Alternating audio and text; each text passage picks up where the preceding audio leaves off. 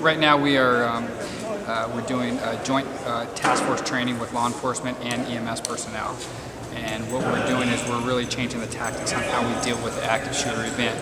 For example, in the past, how it's been is we would hold off and wait until law enforcement has made the entire scene safe. And from all the past active shooter events, what we're finding out is it takes hours, countless hours, for law enforcement to make it safe for us to go in. And during that time, there are people dying. What we're trying to change here is for EMS personnel to go into the warm zone and start treating victims immediately and removing them out of harm's way. And how we're doing that is we're sending 3 to 4 law enforcement personnel with a EMS personnel, and they would go into the warm zone, and the law enforcement personnel that is attached to the EMS personnel's hip, and they're trying to, the EMS personnel then goes and does life-saving maneuvers to start treating victims and removes them out of harm's way. And the sole responsibility of the people, the law enforcement that is with the firefighter personnel, is to protect them while they are in the warm zone. And we're not going in the hot zone where there's also additional first responder law enforcement personnel that is in the hot zone trying to neutralize a threat.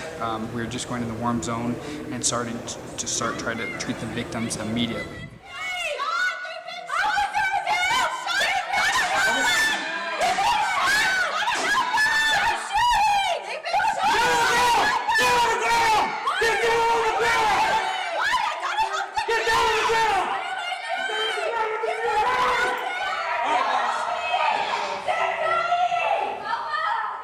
There are 15 different fire agencies from Southern Arizona participating, and 10 different law enforcement agencies participating in Southern Arizona. And one of the goals to this is not only to change tactics on the way we deal with active shooter situations, but also better the working relationship we have with fire and the police department, or law enforcement agencies. So you notice we have PCSO, we have Pima County Sheriffs here, we have Marana Police Department, we have